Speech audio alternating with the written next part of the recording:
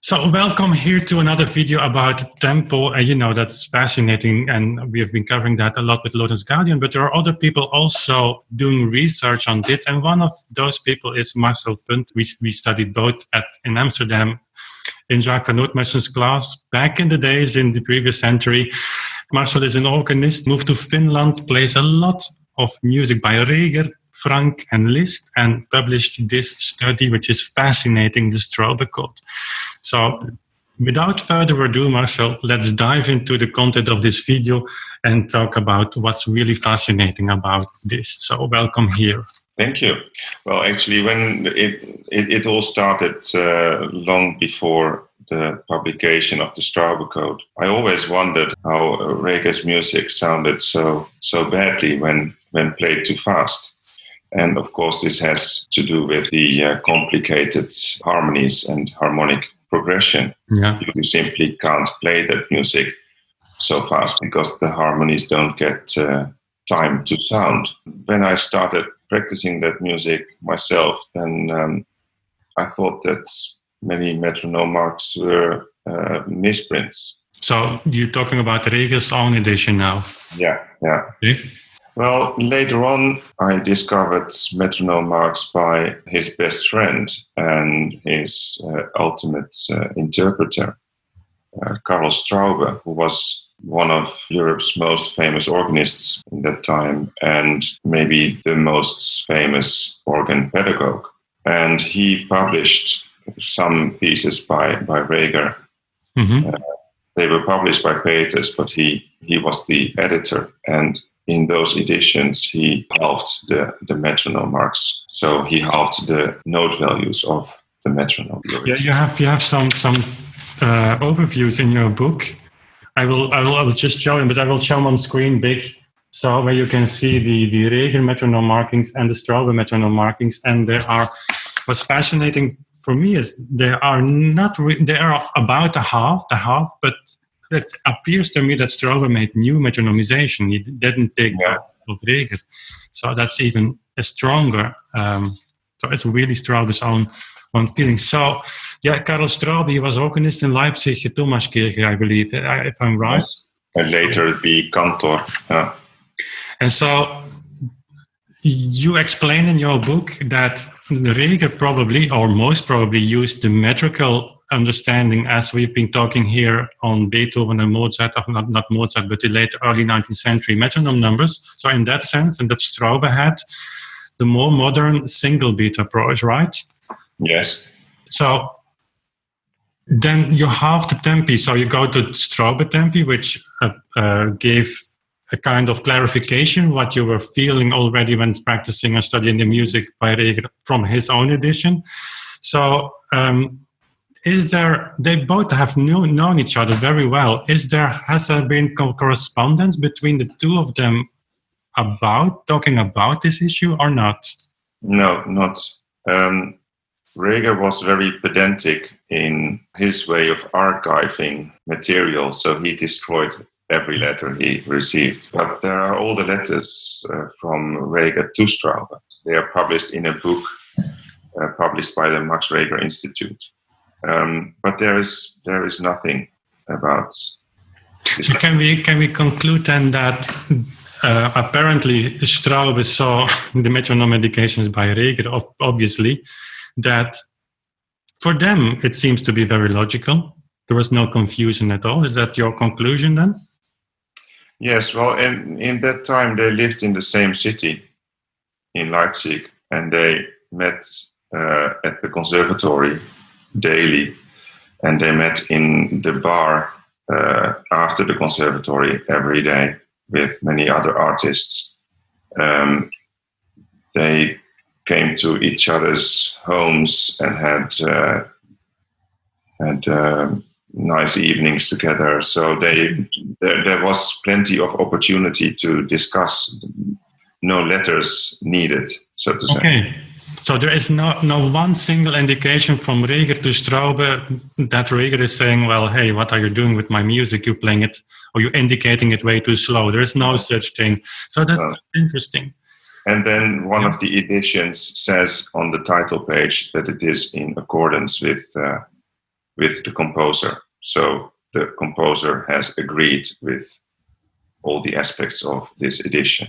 That's what it says, with the approval of the composer. So you have the double beat notation by Reger, you have the single beat by Straube. So did Reger apply this double beat notation all his life, or did he one time shift to single beat? Because you have written about that, haven't you? Yes, well, he actually did. And I think I know the exact year, and it must have been 1908 when he published the version of the Benedictus arranged for harmonium or reed organ, where in the two middle sections, or in the middle section, there are two different tempos, where he has changed the note value to, well, he has halved the note values. He hasn't done it for the first and last section, which is really strange. And well, those might be misprints, or it's just confusion. But this is 7 years after Straube had published his editions of Reger's music. So that is really fascinating to hear this. Yeah, within a lifetime of a composer, that there are clearly two different systems. Another question that keeps me busy, and I'm really not a Reger expert at all. I played it in conservatory, but that's everything. That's all. I know there are recordings by Reger, but are there really valid on the Welte organ? Yes. Are there really valid indications of how fast he played, or can you just manipulate those? Well, they were not valid at the time that I wrote my Straube code. But the organ, the playback organ, which is in Switzerland, the whole machinery behind that organ has been thoroughly analyzed with computer models and everything. Oh. So they know exactly now the tempo, and these pieces have been republished recently.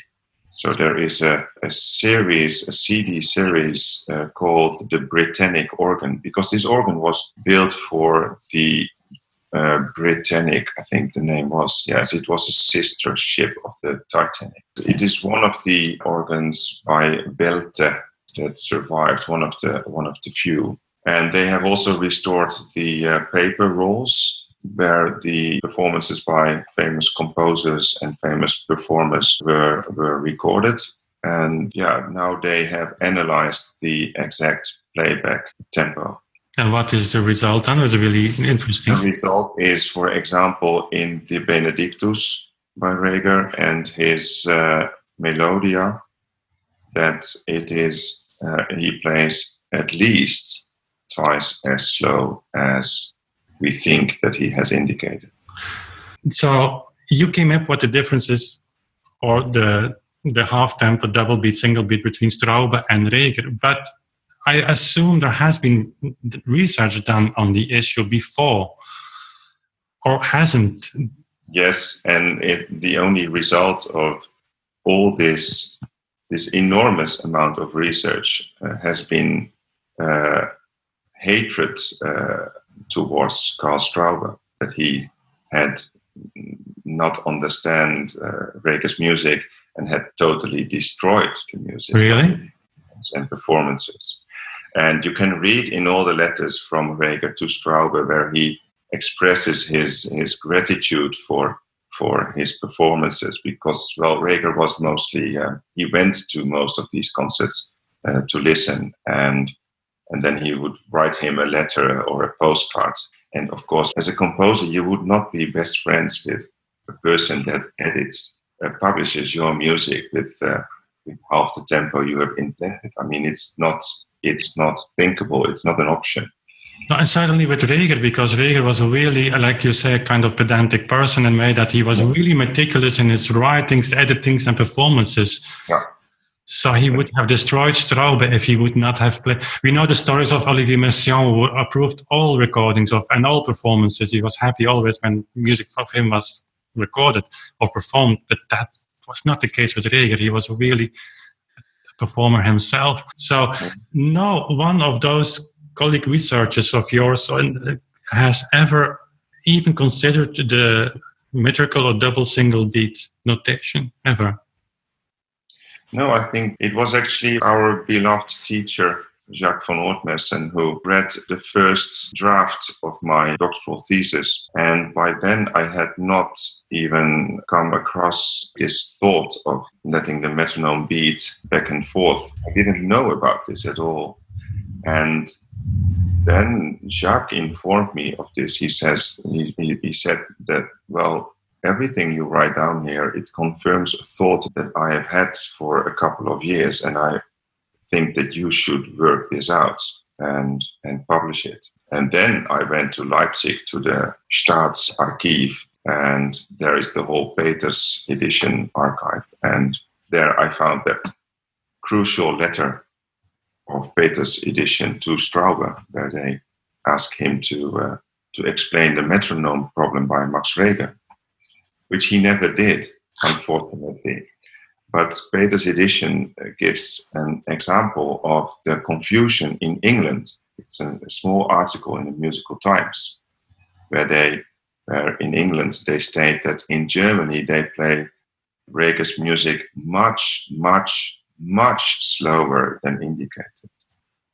And Peters' edition thought that this should be a reason for Straube to explain what is the problem with Max Reger's metronome indications.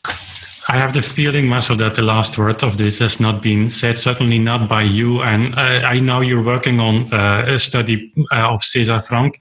So for people who are listening to this and find this fascinating, I will put links of your website and of your YouTube channel. Certainly go and check it out here in the description box and here on the screen. The Straube code is to be downloaded from your website, I understood. And we only can wait for maybe a second chapter on this with this orchestral works, and who knows, your Franck study is certainly going to be fascinating. You've made a beautiful CD of music by Max Reger in Leipzig, for which you had a very important award as well. And you have made a list CD, so check it out. I would say to those who are watching this, check your Marcel's website out, and we certainly are going to continue this, and I will really looking forward to more of your findings. So thank you very much, Marcel, for your time and for sharing this with us. Thank you. Okay, see you later. Bye. Bye. If this is your first time here on Authentic Sound, I'd love to have you subscribed. We're going to cover certainly more of Reger's music with Marcel, and Lorenz Gradient, of course, is coming back. So you're not only having discussions on metronome issues, also music. So I'd love to have you subscribed. And we see each other very soon again. Bye.